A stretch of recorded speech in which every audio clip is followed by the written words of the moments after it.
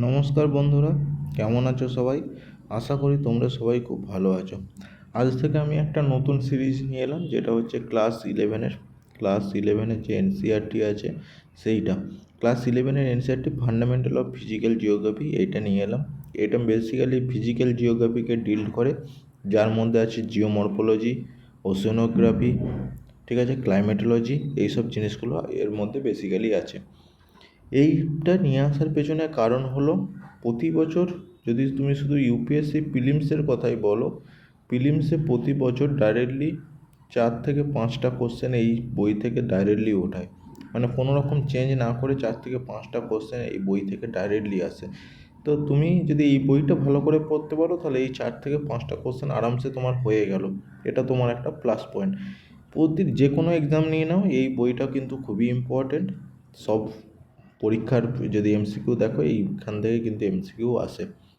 আমরা এই ভিডিওতে দেখব যে এগুলো আমাদের জন্য ইম্পর্টেন্ট সেই চ্যাপ্টারগুলোই। মানে আমরা এখানে পিএইচডি করব না, ইম্পর্টেন্ট যেগুলো সেগুলো তো দেখব। আর কি দেখব, ইম্পর্টেন্টের সঙ্গে সঙ্গে যে এমসিকিউ, পসিবল এমসিকিউ হতে পারে, সেইগুলোও দেখব। আর এইগুলো টার্মগুলো আমি ডেসক্রাইব করব বেঙ্গলিতে, কিন্তু টার্ম থাকবে কিন্তু ইংলিশে। এটা আমি আগে থেকে বলে দিলাম, ইংলিশে টার্ম থাকবে কিন্তু ডেসক্রাইব হবে বেঙ্গলিতে। কারণ আমি ইংলিশের টার্মগুলোকে বেঙ্গলিতে কি বলে সেটা আমি নিজেও ভুলে গেছি। আর কোনো এক্সামেতে যদি আমি, যেহেতু ইউপিএসসি ইংলিশে দিই, সেহেতু আমার ওই বাংলা টার্মগুলো আবার মনে রাখা বেস্ট এক্সট্রা চাপ হয়ে যায়। সেই জন্য আমি কনসেপ্টটাকে তো মনে রাখি বাংলাতে, কিন্তু যে অ্যাকচুয়াল টার্মগুলো না, সেই টার্মগুলো কিন্তু আমি ইংলিশেই মনে রাখি।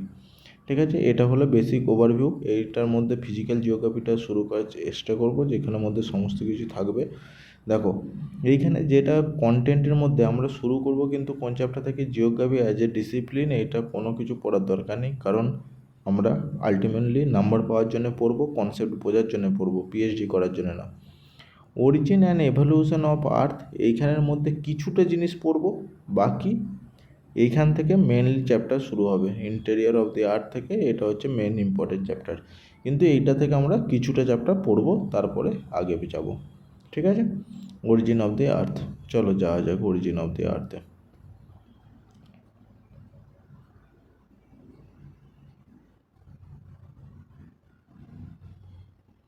দেখো, আর্থের অরিজিন নিয়ে অনেক কিছু কথা হয়েছে। যে আর্থের যদি দেখো না, এভলিউশন অফ আর্থ, এইখান থেকে আমরা শুরু করব। কারণ ওই সোলার সিস্টেম আমাদের জেনে অত কাজ নেই, ওইগুলো কোনো কোশ্চেনে আসে না। কারণ এগুলো কেন কেন কোশ্চেনে আসে না, এগুলোর ডিবেট আছে। যে কোনো কোশ্চেনে এমসিকিউ আসে যেগুলোতে কোনো ডিবেটের কোনো জায়গা নেই। ডিবেট যেখানে থাকবে সেখান থেকে কিন্তু সমস্ত যারা এক্সাম নেয় তারা চেষ্টা করে সেই জায়গাগুলোকে অ্যাভয়েড করতে। যেখানে ডিবেট থাকবে সেখানে কিন্তু কোশ্চেন আসার চান্সটা অনেকটা কমে যাবে। ঠিক আছে, এভলিউশন অফ দি আর্থে যদি দেখো, আর্থের এভলিউশনেতে অনেক রকমের থিওরি আছে। কেউ যেমন বিগ ব্যাং থিওরি বলে, ঠিক আছে। তারপরে ল্যাপলাসের হাইপোথিসিস আছে, টাইটাল হাইপোথিসিস আছে। এই রকম করে অনেক রকমের হাইপোথিসিস আছে, যার মাধ্যমে আর্থ কীভাবে এভালুয়েট হয়েছে সেটাকে বোঝানোর চেষ্টা করেছে। কিন্তু এটা আমাদের ইম্পর্টেন্ট না, আমাদের ইম্পর্টেন্ট হচ্ছে যে এটা এইখানটা, আমাদের ইম্পর্টেন্ট হচ্ছে এইখান থেকে। দেখো, আর্থের একটা লেয়ার স্ট্রাকচার আছে। লেয়ার স্ট্রাকচার মানে কি? লেয়ার স্ট্রাকচার মানে তোমাকে যদি আমি সেটা ভালোভাবে বোঝাই, তাহলে দেখো, আর্থ এটা একটা তো এটাকে আমি ধরে নিলাম আর্থ, ঠিক আছে। এটা আর্থের একটা পার্টকে আমি কাট করে নিলাম। লেয়ার স্ট্রাকচার মানে আর কিছুই না, লেয়ার স্ট্রাকচার মানে এইটা হচ্ছে আর্থের সারফেস, এখানে হচ্ছে আর্থের সারফেস, এটা হচ্ছে আর্থের সারফেস, ঠিক আছে, আর্থের সারফেস। এবারে এটা লেয়ার স্ট্রাকচার মানে এইটা হচ্ছে আলাদা আলাদা জায়গাতে ভাগ করা আছে।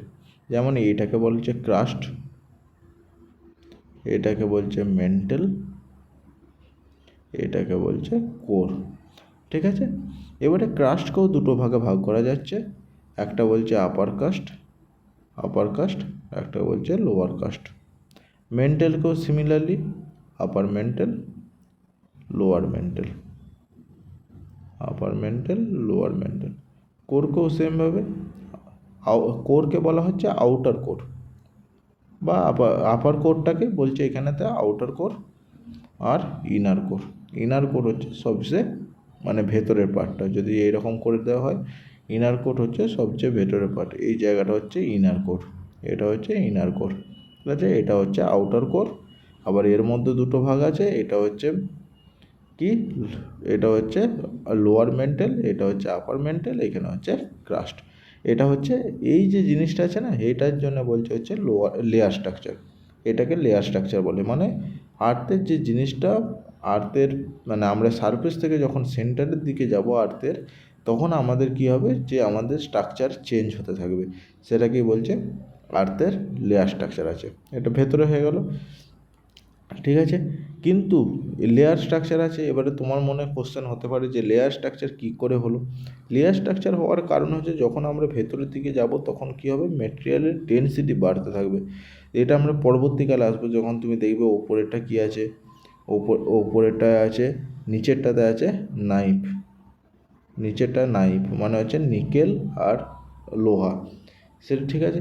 এই সব দিয়ে আলাদা আলাদা করে তৈরি করা হয়েছে, যেমন এটা আছে শিয়াল, এটা আছে সীমা, এরকম হলো পরবর্তীকালে আসবো। সেই জন্যই হচ্ছে কি না, মেটেরিয়ালের ডেনসিটি চেঞ্জ হচ্ছে, মেটেরিয়াল যে কম্পোজিশন চেঞ্জ হচ্ছে, সেই জন্যই আলাদা আলাদা মেটেরিয়ালের তৈরি হচ্ছে। ওকে, এবার তারপরে রেতে দেওয়া আছে, তারপরে রেতে যখন আমরা আসবো না, তখন দেখবে যে সারফেস থেকে ডিপারে যাবো হবে। আর আর্থের মধ্যে মেনলি আছে কি, আর্থের মধ্যে মেনলি আছে যেটা আছে অ্যাটমসফিয়ার, অ্যাটমসফিয়ার আছে একটা, আর একটা হচ্ছে যেটা হাইড্রোস্ফিয়ার আর লিথোস্ফিয়ার।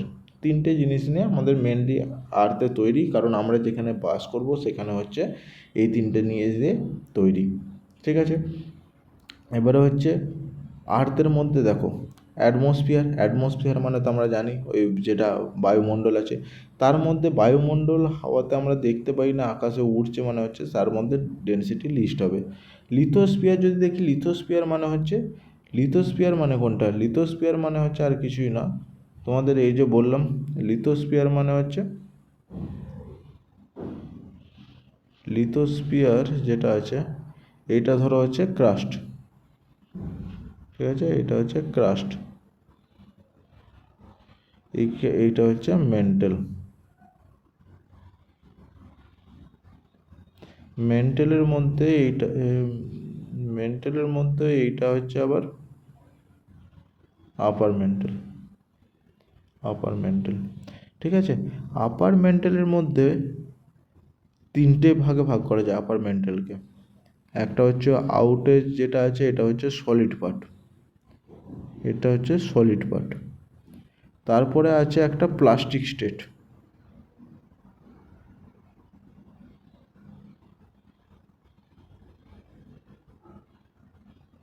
এটা হচ্ছে একটা প্লাস্টিক স্টেট। প্লাস্টিক স্টেট মানে হচ্ছে না খুব সলিড না খুব নরম, সেটা হচ্ছে প্লাস্টিক স্টেট, এই সেকেন্ডওয়ালা, সেটাকে প্লাস্টিক স্টেটটাকে বলা হচ্ছে অ্যাসথেনোস্ফিয়ার, অ্যাসথেনোস্ফিয়ার, অ্যাসথেনোস্ফিয়ার, ঠিক আছে। এই যে প্লাস্টিক স্টেট আছে সেটাকে অ্যাসথেনোস্ফিয়ার বলে। আমরা দেখি যে ভলক্যানোর সময় যে লিকুইড লাভা, লাভা যেটা বেরোয়, সেই লাভার সোর্স, মেন সোর্স হচ্ছে কিন্তু এই অ্যাসথেনোস্ফিয়ার, লাভা সোর্স, লাভার সোর্স যে আমাদের বলি না, সে লিকুইড লাভা বেরোয়, সেই লাভার সোর্স হচ্ছে এই অ্যাসথেনোস্ফিয়ার। অ্যাসথেনোস্ফিয়ারটা কোথায় থাকে, মেন্টেলের মানে একটু নিচে, যে সলিড কাস্টটাকে ছেড়ে দিয়ে, সলিড মেন্টেলটাকে ছেড়ে দিয়ে একটু নিচে। তাহলে হচ্ছে লিথোস্ফিয়ার হচ্ছে এই যে ক্রাস্ট, ক্রাস্ট হলো প্লাস এই যে সলিড মোস্ট পার্টটা আছে সেটা হচ্ছে লিথোস্ফিয়ার, ক্রাস্ট প্লাস যেটা সলিড মেন্টেলের পার্ট মানে হচ্ছে অ্যাসথেনোস্ফিয়ারের ওপর পর্যন্ত যে পার্টটা আছে সেটা হচ্ছে লিথোস্ফিয়ার, লিথোস্ফিয়ার, সেটা হচ্ছে লিথোস্ফিয়ার। ওকে, ক্রাস্ট তো সলিড পার্ট, সেটা আমরা জানি, কারণ আমাদের যে সারফেস সেটা সলিড। তার নিচে যে মেন্টেলের যে সলিড পার্টটা সেটাকে নিয়ে হচ্ছে লিথোস্ফিয়ার। আর তার নিচে আছে, সলিড পার্টের নিচে আছে কি, অ্যাসথেনোস্ফিয়ার, যেটা হচ্ছে প্লাস্টিক স্টেটে আছে, যেটা কিনা প্রেসারে যদি কোনোভাবে রিলিজ হয়ে যায় সেটা সঙ্গে সঙ্গে লিকুইড স্টেজে পরিণত হয়ে সেটা বেরোতে থাকে লাভা হিসাবে, ঠিক আছে। এটা হচ্ছে লিথোস্ফিয়ার। এবারে যেটা আছে যে লিথোস্ফিয়ার, তো এটা হলো লিথোস্ফিয়ার, এখানে হয়ে গেল। এবারে একটা কনসেপ্ট আমাদের জানতে হবে, যে আমরা যদি লিথোস্ফিয়ার দেখি, আমাদের দেখো জিনিসটা আর একটা কী হয়, লিথোস্ফিয়ার যখন আমরা দেখি, মানে আমরা যখন ধরো এটা হচ্ছে সারফেস, এটা হচ্ছে সারফেস এরিয়া, এটা হচ্ছে ওশেন এরিয়া, ঠিক আছে। এটাকে যদি আমি ভাগ করে দিই, এটা হচ্ছে সারফেস, সারফেস বলতে পারো বা continental, continental crust, continental crust. আর এইখানটা হচ্ছে ওসিনোগ্রাফিক, ওসিনোগ্রাফিক ক্রাস্ট, ওসিনোগ্রাফিক ক্রাস্ট, ঠিক আছে। কন্টিনেন্টাল কাস্ট মানে কি, যে কন্টিনেন্ট যে হয় না, মানে মহাদেশ যেটা বলো তুমি, মহাদেশের যে এটা কাস্ট সেটা হচ্ছে কন্টিনেন্টাল কাস্ট। সেই কন্টিনেন্টাল কাস্টটা বেশি মোটা হবে না ওশেনোগ্রাফিক কাস্টটা বেশি মোটা হবে, এইটা যদি এর সারফেস একটা মেন বডি হয় তাহলে কে বেশি বডি হবে। দেখো কন্টিনেন্টে কি হয়, অনেক সময় সারফেসে আমরা দেখি কি পাহাড় পর্বত অনেক উঁচু হয়ে আছে, উঁচু হয়ে দাঁড়িয়ে আছে, ঠিক আছে। সেটা কিন্তু যদি আমি ক্রাস্ট করি, ক্রাস্ট থেকে অতটা উঁচুতে কন্টিনেন্টাল কাস্ট আছে, সেই জন্য কী হয়, আর্থে যে কন্টিনেন্টাল কাস্ট সবসময় বেশি হয় বা মোটা হয় যদি বলতে পারো ওশেনের কাস্ট থেকে। কারণ ওশেনোগ্রাফিতে কী হয়, ওশেন যে কাস্টে তার তো সে অলরেডি ডিপে আছে, সেই জন্য তো তার মধ্যে জলটা জমে আছে। যদি সেও যদি সেমেন এই সারফেসের সেমেন সমান লেভেলে যদি সে থাকতো কন্টিনেন্টের সমান লেভেলে, তাহলে তার মধ্যে জল জমতো না। তাহলে অবভিয়াসলি এখানে কি হচ্ছে, যে ওশেনের মধ্যে যে কাজটা হবে সেটা কিন্তু ডিপে হবে বা তার থিকনেস কিন্তু কম হবে, এটার যে থিকনেস আছে সেটা কিন্তু কম হবে, আর এইটার থিকনেস কী হবে, বেশি হবে, ঠিক আছে। কারণ এটার অনেক সময় পাহাড় থাকে পর্বত থাকে, সেইগুলোকে মিলিয়ে পর্যন্ত কাজটার মানে টোটাল থিকনেসটাকে ডিসাইড করা হয়, সেই জন্য এটার থিকনেসটা সবসময় বেশি হবে, এটা একটা বোঝাতে পারলাম। এবারে আর্থের কাজটা কি হয়েছে, কাজটা তো ধীরে ধীরে তৈরি হলো, ধীরে ধীরে তৈরি হয়ে আর কিছুই না, তৈরি হওয়ার পরে হচ্ছে যেটা মানে কাস্ট তৈরি হওয়ার পরে যেগুলো ভারী মেটাল আছে না সেগুলো সিঙ্ক করতে শুরু করলো।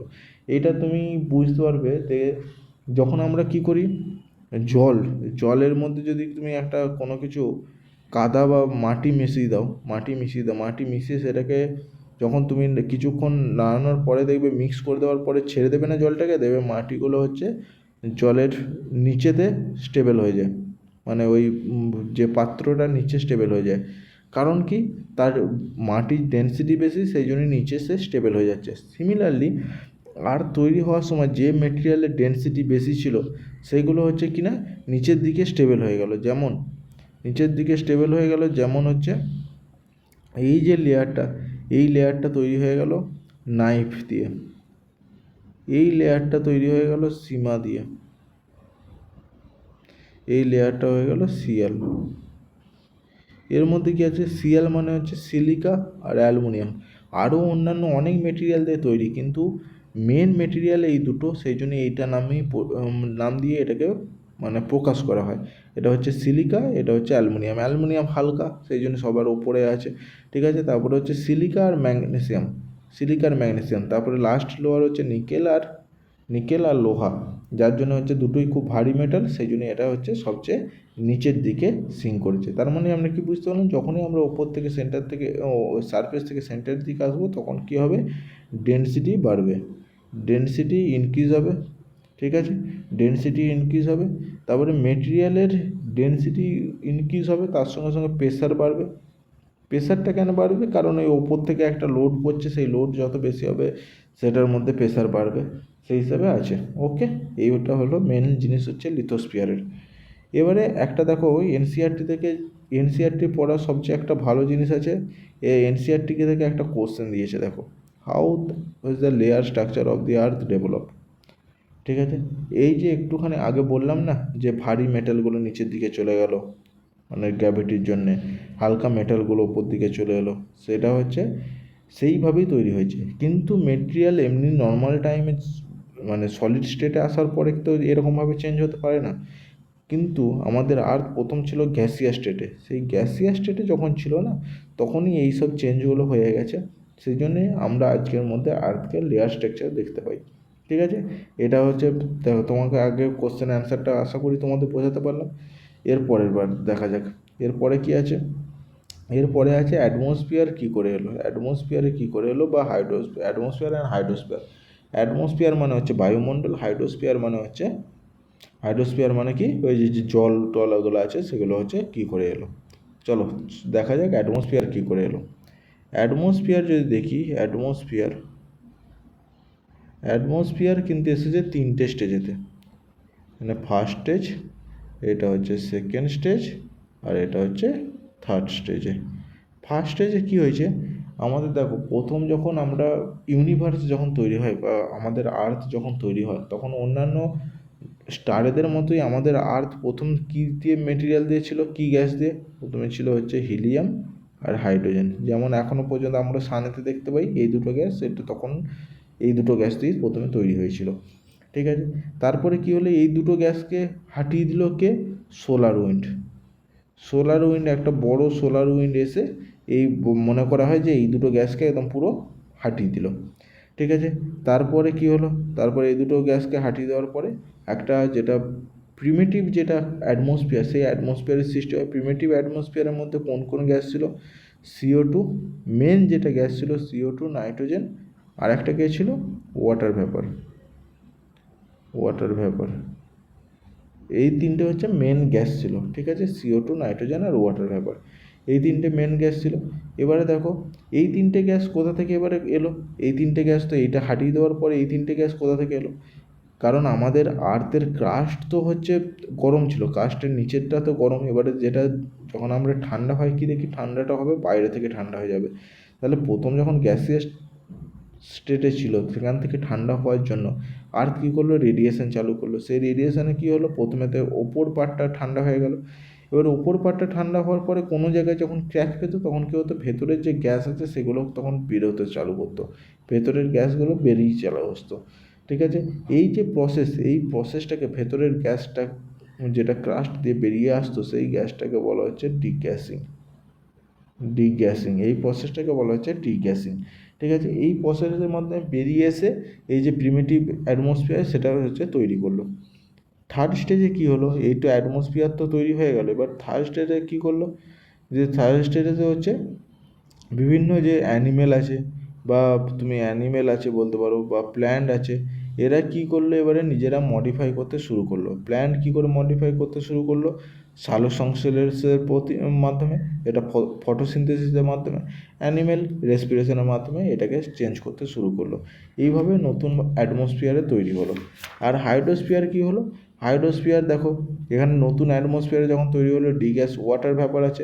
এবারে ওয়াটার ভ্যাপার ধীরে ধীরে কী হলো, ওয়াটার ভ্যাপার ধীরে ধীরে ওপরে উঠে যেয়ে কুল হয়ে যেটা বৃষ্টি হিসাবে নেমে এলো। বৃষ্টি হিসেবে নেমে এসে যেটা ডিপ পোর্শন ছিল না, মানে ডিপ্রেশন ছিল আর্থ কাস্টের মধ্যে, সেই ডিপ্রেশনগুলোতে যে জল জমা হতে লাগলো, দিয়ে সেখান থেকে হাইড্রোস্ফিয়ারে তৈরি হলো। ওকে, এটা হচ্ছে ওটা মেন জিনিস। এই জিনিসগুলোই আছে এর মধ্যে, আর এক্সট্রা কিছু নেই। এবারে দেখা যায় তারপরে যেটা একটা main chapter, interior of the earth. দেখো ইন্টেরিয়র অফ দি আর্থ মানে ওই আগে যেটা বললাম তোমাদের সেটাই। ইন্টেরিয়র অফ দি আর্থ হচ্ছে তিনটে জিনিস নিয়ে তৈরি, তিনটে লেয়ার দিয়ে তৈরি, ক্রাস্ট, মেন্টাল, কোর, ঠিক আছে। এই তিনটে জিনিস দিয়ে তৈরি, এটা কিন্তু মনে রাখবে। এই তিনটে জিনিস কীভাবে তৈরি হলো, ঠিক আছে, এইটা সেইটার মধ্য দিয়ে এটা বলবে যে ইন্টেরিয়ার আমরা কি করে জানতে পারি যে এই তিনটে লেয়ারই আছে আর কোনো লেয়ার নেই। তারপরে আরও কী কী ফোর্স আছে যার ফলে এইরকম লেয়ার স্ট্রাকচারে শুরু হলো, যে আমাদের আর্থের মধ্যে সারফেসে যে বিভিন্ন রকমের মানে ডিফারেন্স আমরা দেখতে পাই, সেটা কেন, এইসব জন্যই আছে। ওকে, তারপরে হচ্ছে দেখো সারফেস অফ দি আর্থ। আমাদের আর্থের ইন্টেরিয়রটা আর জানা কেন দরকার, আর্থের ইন্টেরিয়র জানা দরকার, আমরা দেখি যদি সারফেসে আমি দেখব কিছু জায়গাতে পাহাড় আছে, কিছু জায়গাতে আবার মানে ডিপ্রেশন আছে, কিছু জায়গা প্লেন এরিয়া, কিছু জায়গা একটু উঁচু জায়গা।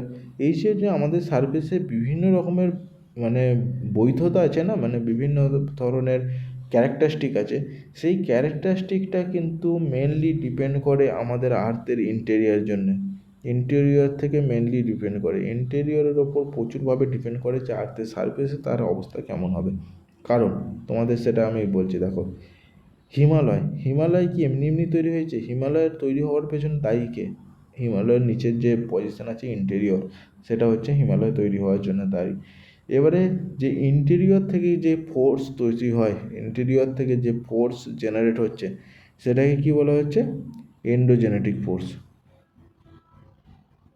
এন্ডোজেনেটিক ফোর্স, ঠিক আছে? এটা হচ্ছে কোথা থেকে হচ্ছে? ইন্টেরিয়র থেকে। আর একটা আছে বাইরে থেকে যে ফোর্স হচ্ছে এন্ডোজেনেটিক ফোর্স, এক্সোজেনেটিক ফোর্স।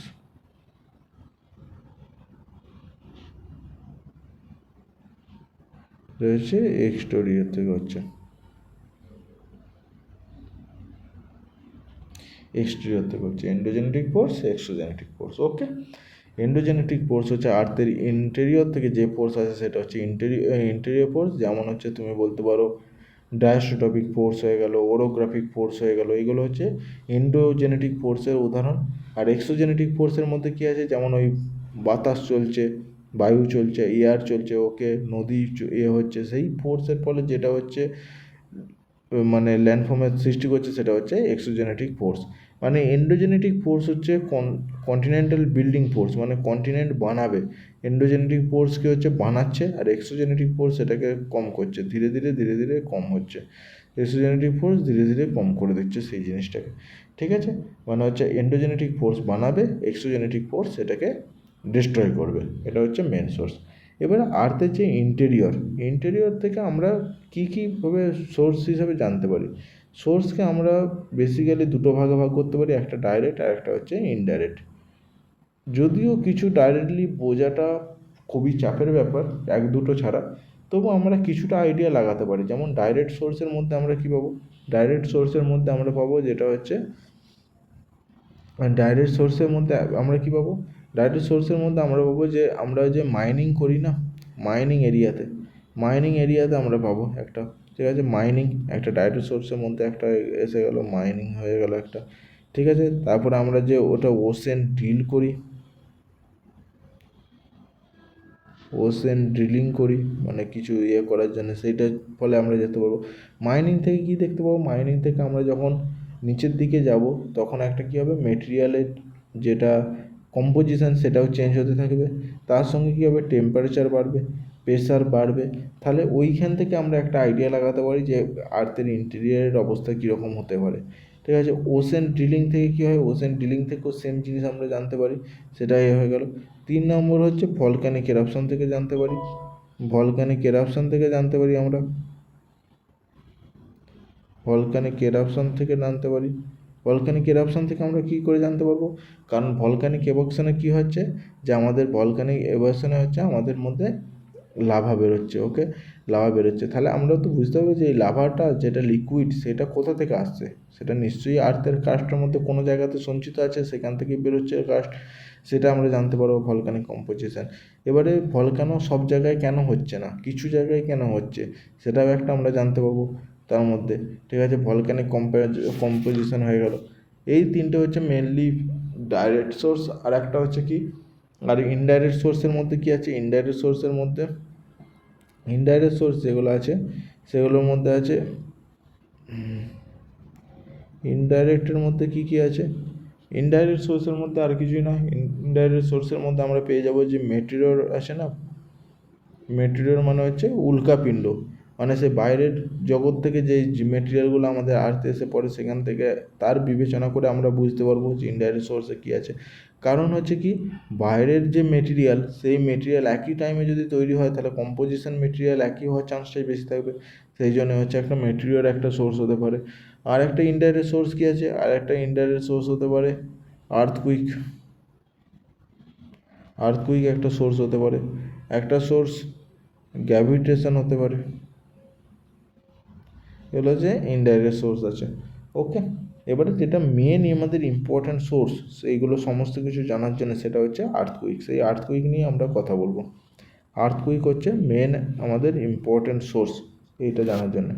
এবারে আর্থকুইক থেকে দেখো, আর্থকুইক জিনিসটা কী? আর্থকুইক মানে হচ্ছে আর্থ প্লাস হচ্ছে কুইক।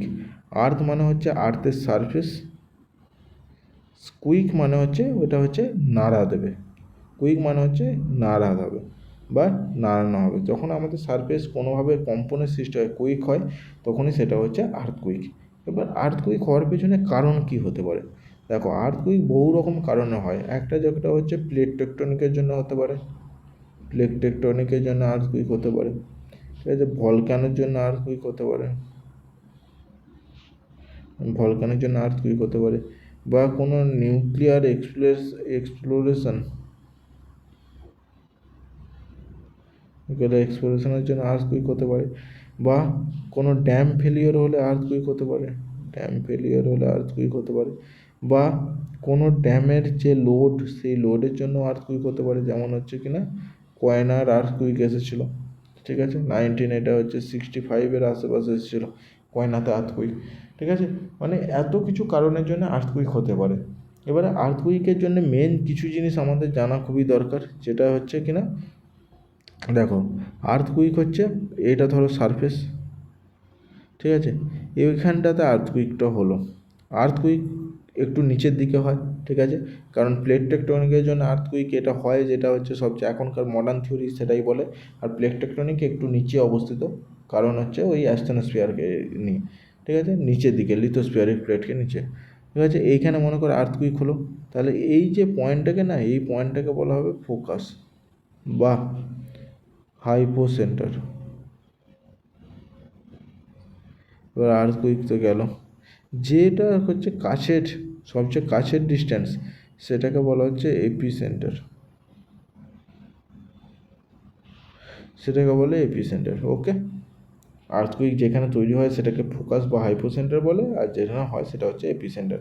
আর সারফেসের পৌঁছানোর পরে তো আর্থ সেখান থেকে উৎপন্ন হয়, সেখান থেকে হচ্ছে বিভিন্ন ডাইরেকশানে ফ্লো করে, মানে এমন নয় শুধু একই ডাইরেকশানে যায়, যে কোনো সমস্ত ডাইরেকশানের মধ্যে দিয়ে যায়। ওকে, এটা হয়ে গেল আর্থকুইক। এবার আর্থকুইককে দুটো ভাগে মেনলি ভাগ করা যায়, একটা হচ্ছে বডি আর একটা হচ্ছে সারফেস। বডি মানে যেখান থেকে তৈরি হচ্ছে সেখান থেকে যে একদম সারফেস পর্যন্ত পৌঁছানোটাকে হচ্ছে বলছে বডি, আর সারফেসে পৌঁছে যে বিভিন্ন ডাইরেকশানে যাবে সেটাকে বলা হচ্ছে সারফেস। ঠিক আছে, এই সারফেস এটাকে এল দিয়েও ডিনোট করা হয়, যেটা কিন্তু খুবই ডেঞ্জারাস, মানে যেটা হচ্ছে ডেঞ্জারাস একটা ডেঞ্জার, কারণ এটা প্রচুর রকমের ক্ষয়ক্ষতি করে, কারণ এটা হচ্ছে সারফেসের মধ্যে দিয়ে পাস হয়, আর সারফেসের মধ্যে দিয়ে আমরা পাস করি আমাদের ঘর বাড়ি সমস্ত কিছু সারফেসে, সেই জন্য এটা খুবই ড্যামেজ করে।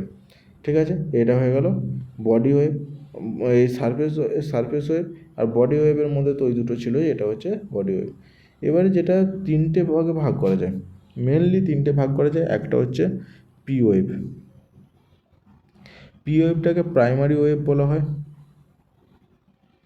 বা লংজিটিউডানাল ওয়েভও বলা হয়। এর ক্যারেক্টারিস্টিক কি? এর ক্যারেক্টারিস্টিক হচ্ছে এটা হচ্ছে সলিড, লিকুইড, গ্যাস, তিনটের মধ্যে দিয়েই পাস হতে পারে। ঠিক আছে,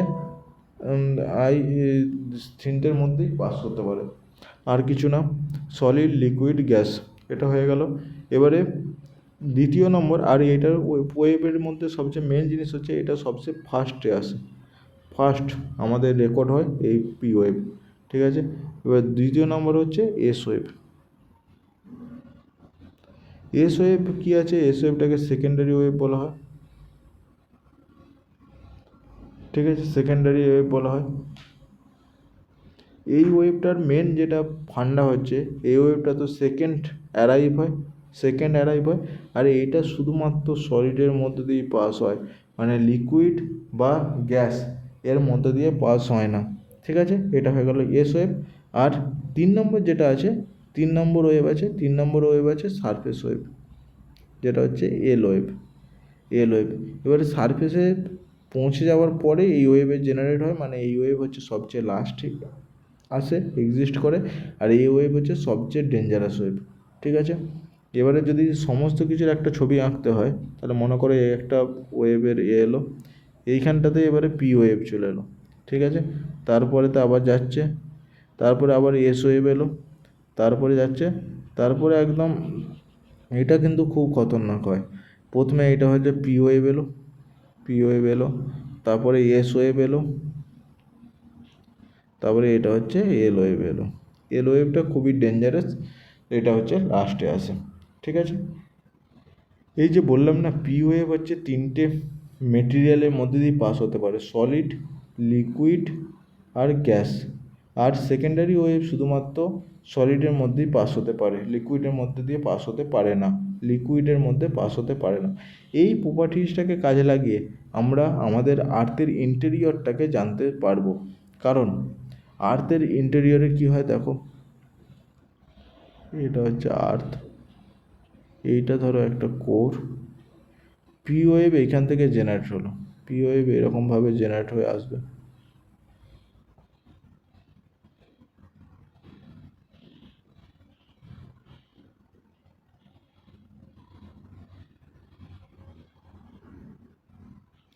এই যে জোনটা আছে না, এটা হচ্ছে পি ওয়েভের শ্যাডো জোন। সেটা কত থেকে 105 ডিগ্রি থেকে 140 ডিগ্রি। এটা হচ্ছে পি ওয়েভের শ্যাডো জোন, পি ওয়েভের শ্যাডো জোন। ওকে, এটা পি ওয়েভের শ্যাডো জোন। আর এটা সিমিলারলি, কারণ পি ওয়েভ আর এটা শ্যাডো জোনটা কী করে হয়, আর্থ তো ডাউন, এইখানটায় মনে করো কোনো আর্থকুইক হলো, সেই আর্থকুইকের ওয়েভগুলো কী হবে না, সমস্ত ডাইরেকশানের মধ্যে দিয়ে যাবে। সেটা হচ্ছে, সেটার ফলেই আমরা এইটা বুঝতে পারি যে পি ওয়েভ কোনটা, মানে কীভাবে আমাদের কাজ করছে, বা আমাদের আর্থের ইন্টেরিয়র কী স্ট্রাকচার, কী প্রপার্টিজ আছে সেটা বুঝতে পারি। ঠিক আছে, পি ওয়েভের শ্যাডো জোন এইটা হয়ে গেল, 105 থেকে 140 ডিগ্রি পর্যন্ত হচ্ছে পি ওয়েভের শ্যাডো জোন। সিমিলারলি যখন আমরা এস ওয়েভ দেখবো না, এস ওয়েভের ক্ষেত্রে, এস ওয়েভের ক্ষেত্রে কী হবে, এটা ধরো কোর, এটা কোর, এস ওয়েভের ক্ষেত্রে এইখানে হচ্ছে তৈরি হলো, এইখানে হবে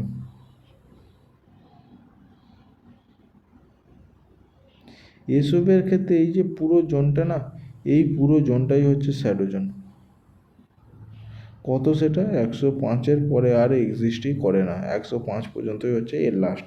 ঠিক আছে, 105 পর্যন্ত এর লাস্ট, বাকি আর কোনো এক্সিস্ট করে না। এটা হয়ে গেল, এটা হচ্ছে এস ওয়েভের শ্যাডো জোন। তার মানে কি, এস ওয়েভের এত লম্বা শ্যাডো জোন কেন? কারণ আমরা বুঝতে পারি যে আমাদের যে আউটার কোর আছে না, আউটার কোর, আউটার কোর নিশ্চয়ই লিকুইড স্টেজ আছে, তাই হচ্ছে আমাদের এস ওয়েভ তার মধ্যে দিয়ে পাস হতে পারে না। ঠিক আছে, লিকুইড স্টেজে থাকার জন্য এস ওয়েভ পাস হতে পারে না, আর এস ওয়েভ না পাস হওয়ার জন্য এতটা শ্যাডো জোন দেয়। ঠিক আছে, এটা হলো এই শ্যাডো জোনের কনসেপ্ট থেকে আমরা কি বুঝতে পারি, যে আমরা বুঝতে পারি যে আমাদের আর্থের যেটা কোর, আউটার কোর, সেটা হচ্ছে লিকুইড স্টেজেতে আছে। ঠিক আছে, এটা হয়ে গেল। এবারে এটা হচ্ছে মেন জিনিস। এবারে আর্থকুইককে আমরা মাপবো কী করে? আর্থকুইকে দেখো দুটো ভাগ হয়, কোনো কিছু মাপার জন্য না দুটো ভাগ হয়, একটা হচ্ছে ম্যাগনিটিউড আর একটা হচ্ছে ইন্টেন্সিটি। ম্যাগনিটিউড মানে কতটা এনার্জি সে রিলিজ করেছে, আর ইন্টেন্সিটি মানে কতটা সে ড্যামেজ করেছে। এবারে ম্যাগনিটিউডকে মাপার জন্য আমাদের কাছে আছে রিক্টার স্কেল, রিক্টার স্কেল। ওকে, ম্যাগনিটিউডকে মাপার জন্য রিক্টার স্কেল আছে, রিক্টার স্কেলে কত রেঞ্জ আছে, 1 থেকে 10। ঠিক আছে, আর ইন্টেন্সিটিকে মাপার জন্য আছে মার্কেল স্কেল।